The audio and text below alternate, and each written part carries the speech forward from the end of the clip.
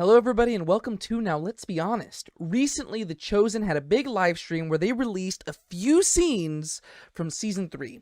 And I already did one video on the first scene from the first episode of Season 3, but guess what? While that video was uploading, I learned that later on in the live stream they had a second scene, and so I had to film that one. And once again, this is probably going to be a fairly short video because it is, at this point, 1:40 in the morning, and I have to be at my church at 8 o'clock in the morning, and I still have to pack for a big trip we're going on.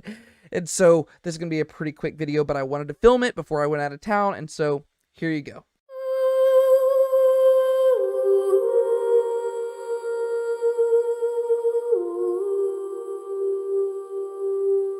Alright, so plot twist, turns out that they actually do not want those scenes online, so instead I'm going to have to do something a little bit different, because right now I am actually off at church camp, and I have some friends who would like to say hello. Hi! Okay, yeah, so we are off at church camp, and so I don't have enough time to break down another video, so I'm just going to re-upload the old video, but first I'm going to summarize what happened in the scene. Alright, so scene 2 takes place shortly after the Sermon on the Mount. The Pharisee Yusuf is standing there looking quite troubled, and people begin walking by remarking that Jesus spoke as one with actual authority, not like the other teachers. This is actually a reference to something that we read about in the Bible. Shula and Barnaby walk by, talking about Jesus, talking about the lilies and Solomon and all that stuff. Once again, stuff from Sermon on the Mount. And then Yusuf walks off. The scene transitions, and we get to see Judas and Bob the businessman, and we actually learn his name is Hadad, and they find one another. Hadad thinks that some of Jesus' remarks were naive, but overall he was super impressed with Jesus.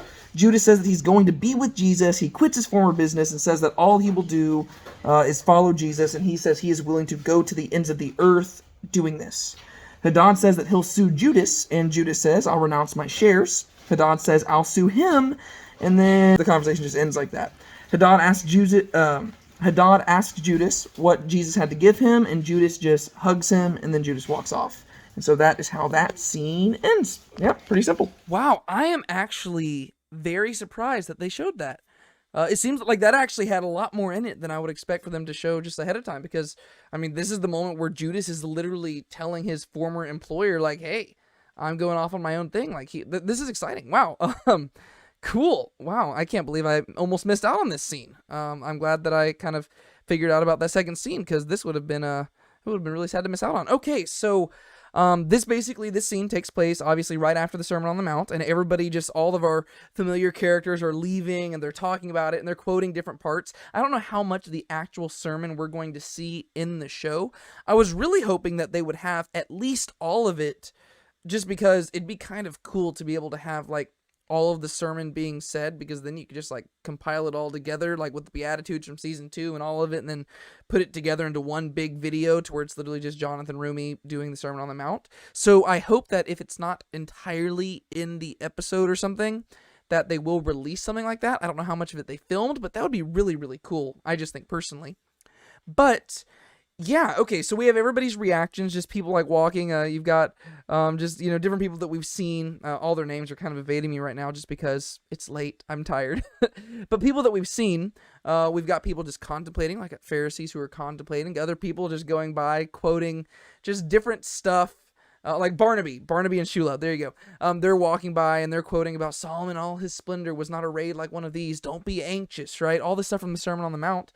And, yeah, okay, but really the focus of this scene's even shorter than the last. The last scene with Matthew and his father, that was 3.5 minutes long. This is only 1.5 minutes, but I feel like there was almost more packed into this, because the other one just really lingered on the one scene with Matthew and his father, whereas this, I mean, it's cutting back and forth, and we're seeing everybody's different reactions to this, including some people that we never even met. Like, the first people that we heard talking weren't even people that we've seen before. But the focus of this scene is on Judas Iscariot, and he meets Hadad, right? And we never knew this guy's name. His name was Bob the businessman, according to all of us fans, but his name is Hadad, I guess. And this is the guy who, him and Judas were in business together. Sorry, once again, I'm very tired. And they were in business together. I don't know if Hadad was his employer or if they were just kind of equals there. I don't really recall that. But what we do have here is that we have Judas just basically saying, hey, I'm leaving. I'm going to follow Jesus. And that's a really exciting thing. Once again, I'm very surprised that they showed that to us this early on, because that is like a big plot development, because as of this moment, Jesus now has all of his 12 disciples. I don't know if they're going to do the whole thing that we see in the Gospels where Jesus goes up on a mountain and he prays and he comes back down and appoints them, because at this point, how they've portrayed it in the show, it seems like that would be kind of redundant, just because he kind of already has picked 12 and we don't really have a lot more than that. And so I don't know. I don't know if they're going to put that in the show or not. I would like to see it just because it's biblical, and since it is focusing on those core 12, I'd just like to see that sort of thing, just because we don't really see that portrayed in a lot of Jesus media. But I can understand if they don't do that because of how they've kind of structured it, and there's only a certain amount of episodes you can do. That's totally fine. But I am surprised that they put Judas like saying this here. I honestly wasn't expecting it to happen that quickly. I thought he might encounter Jesus, and then maybe like there might have to be some like late night discussion kind of calling back to almost like the Jesus and Nicodemus thing where he and Judas have to talk about things and then eventually Judas decides to follow. But I guess the Sermon on the Mount is the turning point for Judas, and that's exciting. So yeah, and I like just how excited Judas is. I'll be interested to see how a bunch of people react to Judas being a likable person in The Chosen. I think he was probably a very likable person. If you didn't know, I do actually have a playlist on this channel where I have walked through the lives, very in-depth, like these are multiple hour-long videos where I have gone through the lives of all of the 12 apostles, including Judas. And I think I spent a long time, I don't remember how many videos I did on Judas, but I think I did a few. And I spent a long time talking about how Judas is one of the most terrifying figures in all of history to me. And the main reason why is because Judas was a likable person, because even on the night that he betrayed Jesus, all the other apostles doubt themselves before they doubt Judas. Because whenever Jesus says, one of you is going to betray me, nobody just looks at Judas and is like, yeah, it's definitely him.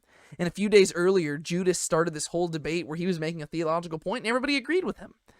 And so Judas had to have been a likable person up until the very end. And so I'll be interested to see how a lot of people react to Judas just showing up in the show and being a very likable person. I think we've already seen people reacting in many different ways just from his appearance in the last episode of season 2.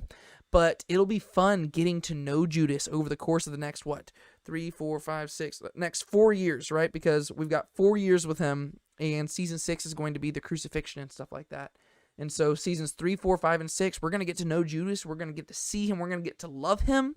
We're probably going to see little hints at the ways that he's failing and stuff like that. But overall, he's going to be a likable person just like all the rest of them.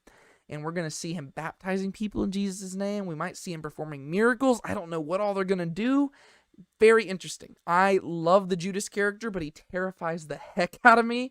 And this was a really good scene. I actually think that I liked this scene even more than the Matthew scene. Mainly just because it was more surprising to me, I guess. Because the Matthew scene was very similar to what we'd seen before. I mean, to be fair, I did actually misspeak a little bit in the last video I did just a few minutes ago. I did talk about how I went and looked at it afterwards after I spoke in the video, but I talked about how the Matthew scene was something that we had seen before in a script, but they'd actually changed the context of the scene from the script they'd originally posted to the scene that they actually filmed. It's still between Matthew and his father, but it's a little bit different. But this scene, I was totally caught off guard by. I was totally surprised by it, did not know it was going to be about Judas, and did not know that it was going to be Judas just being like, yeah, I am leaving everything to gain nothing. But in gaining nothing, I'll gain everything, right? I mean, obviously, that's a big paraphrase, but that's what he's saying, right? Judas seems to get it, and he's like, you know what? I'm out. And I like the little banter between him and Hadad, where they were kind of just like going back and forth. He's like, I'll sue you. I'll renounce everything. Then I'll sue him. Just really good reactions all around. And yeah, I'm excited for The Chosen Season 3. Please be sure to comment below. Let me know if you saw this scene or if you, like me, kind of just missed out originally.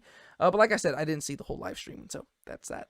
But yeah, comment below. Let me know what you thought about the scene. Let me know what you think about Judas and what you think they're going to do with his character over the course of the show. And other than that, be sure to like the video, subscribe to the channel, turn on the notification bell so that you know when other videos like this come out. And be sure to go check out my Lives of the Apostles series, because I actually am really proud of that. I think the series came out really, really well. It took a lot of time, a lot of hours of study, a lot of hours of research, a lot of hours of just filming and editing. And so I'm really happy with how those came out. So please be sure to go check those out. And I also have I think over 100 videos about The Chosen on this channel. So go check those out as well. Other than that, be sure to keep a smile on your face. Don't let anybody steal your joy. And I will see y'all next time. God bless. You read a verse, you sing a hymn, the money's in the plate. Sundays you mark out for him, but even then you show up late. You bought the shirt, you wear the cross, but sin throughout the week. For 30 shekels and a noose, you kiss him on the cheek.